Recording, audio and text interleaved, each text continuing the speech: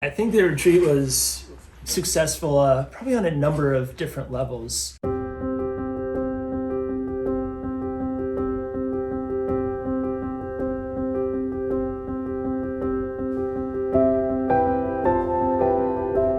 Being able to be with each other for extended periods of time, away from the normal chaos that is often involved with parish life or ministries.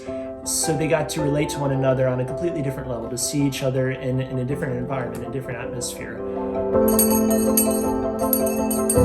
Certainly the relationship with the Lord was deepened. Extended periods of adoration, the time of silence, the access to the chapel and to forms of prayer that they might not have been used to before. So I think they were able to communicate with the Lord more often,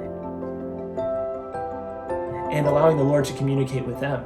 That silence allows the Lord to speak in ways that he oftentimes can't when we're so busy or so plugged in, or our lives are so filled with noise or other busyness. So being there for a couple of days and just being present to the guys throughout the day, to be with guys in a way that I'm not normally able to do it.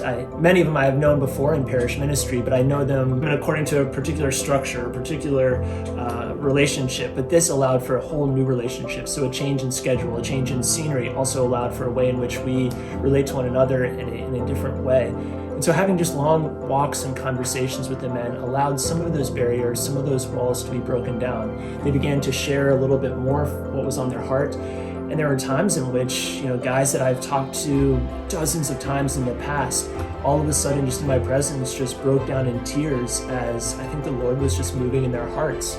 Perhaps emotions that have been building up for however long in their own life that they've never been able to express before, all of a sudden found an avenue for being released and being expressed in a place of safety, a place that they knew that they could be vulnerable without being judged, and that still being loved. And so through confessions, through spiritual direction, through just fraternal walks with people, having that extended periods of time in which we could just relate as priest to person, as brother to brother, as men to men, really just opened up a lot of avenues for good communication.